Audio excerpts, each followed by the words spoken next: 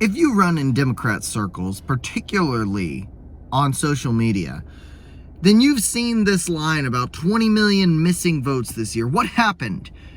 Did the Russians steal the election? Did Elon Musk steal the election for Donald Trump? What happened? Did they flip votes in Pennsylvania? What happened to your vote? Well, the reality of this is that that's just absolute nonsense. This slow voting thing that the Democrats loved so much last time is coming back to bite them in the ass. And I'll tell you exactly what I mean by that. Now, on election night, there were something like 18 million votes fewer than between Biden and Trump. There were something like 15 to 18 million fewer votes for Harris than were for Biden when the race was called for Donald Trump. Now that things have kind of shaken out a little bit, the current vote tally is 78 million to Trump and 74 million to Harris. Now, if you add that together, you get 152 million votes. In 2020, if you add together the votes for Biden and Trump, you have 81 million for Biden and 74 million for Trump. What do you get? 155 million. So 155 million minus 152 million is 3 million fewer votes. Let's put that into kind of an easier way to understand this. That's just less than 2%, 1.9%. Is it fathomable to you that 1.9% of Americans who vote decided, yeah, not voting for president, or I'm not going to vote at all?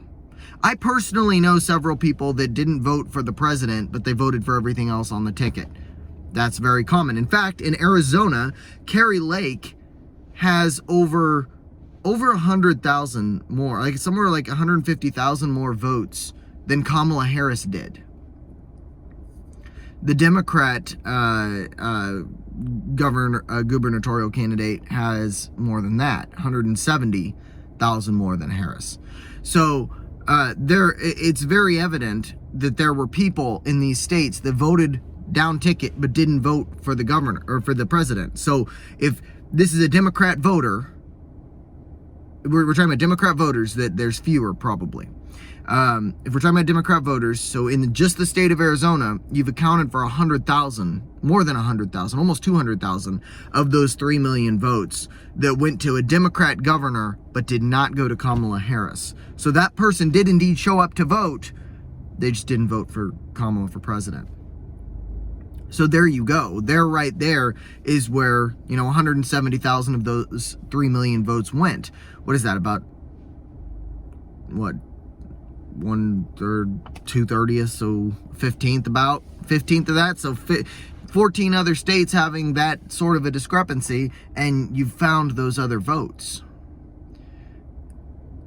I don't understand these wild conspiracy theories. Now, I've linked in the description an article from Newsweek that is actually something I've seen on X for the last several days. They're saying that Elon Musk used StarLink to meddle in the election, to use the internet and get into these North Carolina and Georgia servers, and then he destroyed all of his satellites. Well, it's a wonderful hypothesis, except for the fact that the voting machines are not online.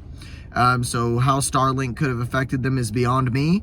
But they're grasping at straws is what they're doing. They are trying to come up with any reason other than taking accountability. And this is just absolutely nuts. Like you see this on The View, you see this on MSNBC, you see this on all of the liberal talk shows where they're looking for someone and something to blame that is not themselves. Well, I've got news for you. It's your fault. You alienated yourself from the American people by speaking from your ivory tower, talking down to people, and no one likes you anymore. I'm sorry, that's just the case. That's about all.